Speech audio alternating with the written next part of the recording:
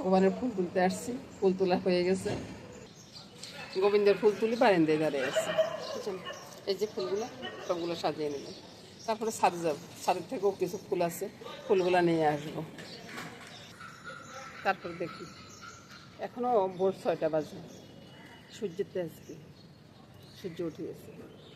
ওইদিকে গাছগুলো বেশ সুন্দর, গাছে কি জানি একটা ফল ধরছে মনে হচ্ছে, তবে আমি ঠিকঠাক দেখতেছি না। সব মিলিয়ে ভীষণ সুন্দর, আকাশটা অনেকটা সুন্দর। আজকে মনে হয় না বৃষ্টি হবে, তারপরে বর্ষার দিন বলা তো যায় না, বৃষ্টি হইতেই পারে। ঠাকুর ঘরে চলে আসলাম, গোবিন্দের ফুলগুলো গুছিয়ে রাখলাম, এবার যাচ্ছি। মামনি কী করতেছে সেটা দেখতে হবে না? এই যে কাজ নিয়ে ব্যস্ত আছে, ব্রাশ করতেছে, ব্রাশ করতে করতেও কাজ করতেছে সব কিছু। এই যে মশলার জল হচ্ছে, গরম জল হয়ে গেছে। এদিকে আসুন, এই যে শিরতার জল, তেঁতুলের জল, তারপরে চিয়া সিড, সব কিছু রেডি, বুঝছেন? এই যে তারপরে একটা রসুন, এটা শ্বশুর মশাইয়ের জন্য, আর আমার জন্য রাখছি কি জল। এখন একটু জল খাবো, কিছুক্ষণ পরে 1 কাপ কফি খাবো, ওই আর কি। সব নিয়ে বন্ধুরা সকালটা ভীষণ সুন্দর। আমার সব বারিন্দে ভীষণ ভালো লাগে। আজকে আবার গরমটা একটু কম আছে, সূর্য যদিও তাড়াতাড়ি উঠুক না কেন, গরমটা ভীষণ কম আছে। কখন যে আবার গরম শুরু হয়ে যাবে এটা তো বলা যায় না, তবে এখন একটু ঠান্ডার ভাবে আছে, মনে হয় আজকে এত গরম হবে না। কি বলেন আপনারা? বাজার করে আসছি, বুঝছেন? বাজার করে আসতে প্রতিদিনে একটা একটা ডাব নিয়ে আসি। যে গরম পড়ছে, দুপুরবেলা একটু ডাবের জল খেলে তাও একটু শান্তি, বুঝছেন? আমার রান্নাঘর কত সুন্দর রান্নাঘর ভাই, এত সুন্দর রান্নাঘর না দেখালে কি ভালো লাগে বলুন তো?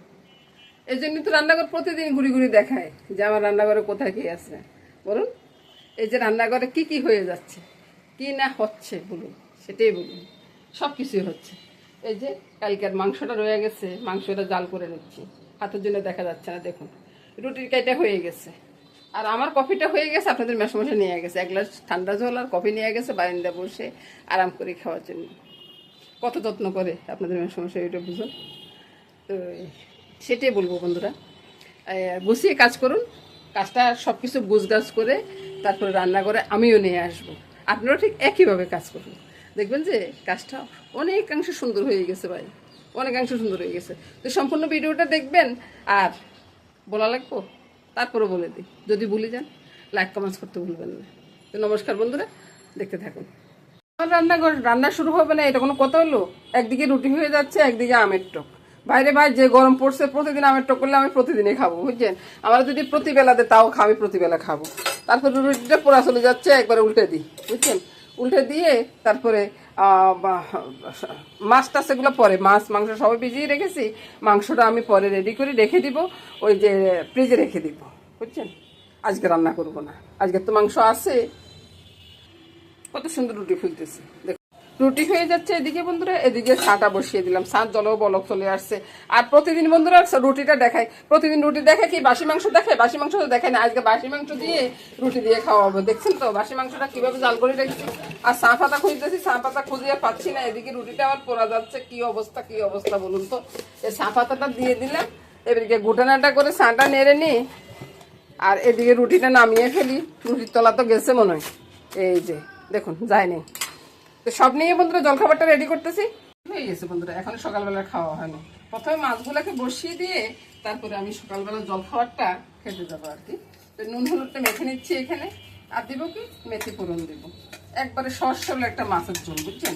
আপনারা যেখানে মানে কাজকর্ম গেলে ওখান থেকে এসে আপনারা কিভাবে মাছের ঝোলটা রান্না করবেন, অনেক সুন্দরভাবে সহজ রান্না।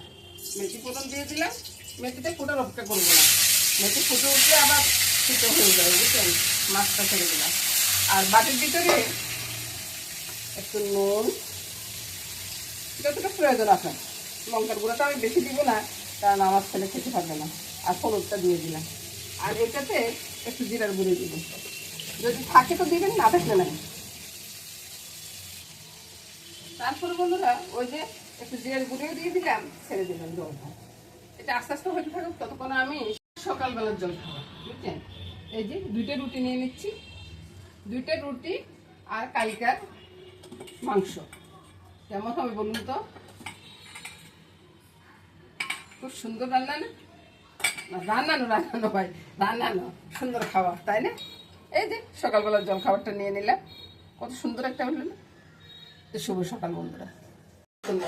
মাছটা বসিয়ে দিয়ে আমি জল খাবার খেতে গেছি আর দেখি যে মাছটা হয়ে গেছে, বুঝছেন? এখন মাছটা নামিয়ে দিব। একটু ধনিয়া পাতাটা সরিয়ে দিলাম, ধনিয়া পাতাও অনেকটা বাসি হয়ে গেছে, তারপরে একটু সরিয়ে দিলাম, সেন্টটা ভালো উঠবে। আপনারা চাইলে কাঁচা লঙ্কা দিতে পারবেন, আমি কাঁচা লঙ্কা দিব না। এবার নামিয়ে নিব। এবার দেখুন তো বন্ধুরা, কত সুন্দর একটা মাছ রান্না হয়ে গেছে। সবকিছু রেডি করে রান্না করতে চলে এলাম। পরে একটা তেলটা বসিয়ে দিলাম, এদিকে বাটটা হয়ে যাচ্ছে। মাছের ঝোল আর টকটা তো হয়ে গেছে আগে। এখন কুমড়া ভাজি, কাঁকরোল ভাজি আর শসা দিয়ে চিংড়ি মাছ দিয়ে রান্না করব। পুরো রান্নাটা দেখবেন বন্ধুরা, সেটাই আশা করব।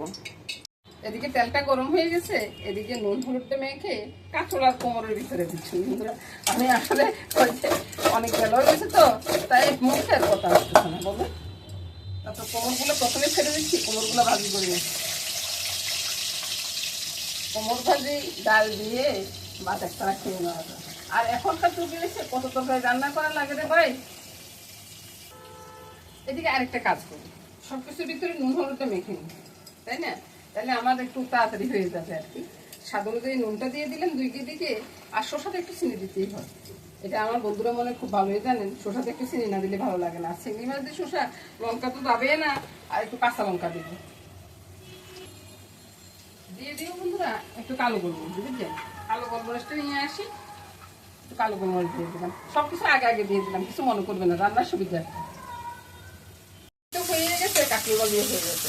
এবার আমি চুলাটা বন্ধ করে দিয়ে কিছুক্ষণ চালে রাখবো, কারণ কাঁকরোলটা যদি সাথে সাথে উঠে ফেলে না, কাঁকরোলটা শক্ত হয়ে যাবে। আপনারাও কিন্তু এই কথাটা মনে রাখবেন, কাঁকরোল যদি একটু চালে রাখলে না, পরে খেতে অনেকটা টেস্ট লাগে। চুলাটা কিন্তু বন্ধ করে দিচ্ছি। আর কোমর ভাজিটা আপনাদেরকে দেখাই দিই। মানুষের বলেন যে কোমর ভাজি কেমন হচ্ছে, আমরা তো দেখি না। এই যে কোমর ভাজিটা, এবার কাঁকরোল ভাজিটা উঠে নিব। ভাজিটা উঠিয়ে ওই তেলে বন্ধুরা শসাটা রান্না করে নিব। মেথিটা ফোড়ন করে দিলাম, আর এই যে চিংড়ি মাছের নুন হলুদটা দিয়ে রেখেছি, এবার আমি ভালো করে মেখে তেলে ছেড়ে দিব। এবার দেখুন তো বন্ধুরা, কত সুন্দরভাবে চিংড়ি মাছগুলো ভাজা হয়ে গেছে। এবার শসাটা ছেড়ে দিলাম, বুঝলেন? শসাটা ছেড়ে দিয়ে একটু নেড়ে ছেড়ে এবার ঢাকা দিই। অল্প কিছুক্ষণের ভিতরে শসাটা হয়ে যাবে, বুঝছেন? কাঁচা লঙ্কাটা এখনই দিব না, কাঁচা লঙ্কা পরে দিব। দাদু ভাই ডাকতেছে বাইরে। ভাই গরম আর কমে না, দেখুন রৌদ্রটার তেজ কি অস্বাভাবিক গরম পড়তেছে, অস্বাভাবিক গরম। এদিকে মাসি কাজ করতেছে। শসাটার ভিতরে এখনই কোনো জল দেওয়ার দরকার নেই, বুঝছেন? শসার থেকে এমনি এমনি অনেকটা জল দিয়ে যাবে। পরপর ঢাকাটা তুলবেন আর না একটুকু ধৈর্য থাকবে, শসার তরকারি অনেক টেস্ট হয়ে যাবে। বাইরে ভাই ধৈর্য ধরেই নাড়তে নাড়তে অবশেষে শসা তরকারিটা কষানো হয়ে গেছে, বুঝলেন? এবার আমি কি দিব, কাঁচা লঙ্কার সাথে একটু জল দিয়ে দিচ্ছি। জল দিয়ে বড্ডুকু করে দিয়ে দিলেন, সেটা কিন্তু করবেন না, বুঝলেন? তারপরে এই কাঁচা লঙ্কা আরেকটা রয়ে গেছে, এই কাঁচা লঙ্কাটাও দিয়ে দিলাম। এবার বলক আসলে নামিয়ে নেব, রান্না শেষ। এটাকে কি চিংড়ি শসা বলবো না শসা চিংড়ি বলবো, সেটা বলুন তো ভাই। কত সুন্দর একটা তরকারি, যে গ্রান ছড়াচ্ছে, এক থালা ভাতও না আসে খাবো। এবার ভাই রান্নাটা হয়ে গেছে, রান্নাটা নামাই, তারপর আপনাদেরকে দেখাই। আহা হা, দারুণ স্বাদের তরকারি রে ভাই, দারুণ স্বাদের তরকারি, একবার খেয়ে দেখুন। আমার সব তরকারি হয়ে গেছে, এক এক করে নিয়ে আসি। এবার দেখুন তো বন্ধুরা, এদিকে ভাজি আছে, মাছের ঝোল, তারপরে শসা চিংড়ি আর টক। আমার একটু হলুদ হয়ে গেছে, তাতে আমার দোষ কোথায় বলুন তো? আজকে ফুড কালারও দেখিনি, ওই জন্য এরকম হয়েছে। তো সুন্দর একটা রান্না না, খেতে চলে আসুন। নমস্কার বন্ধুরা।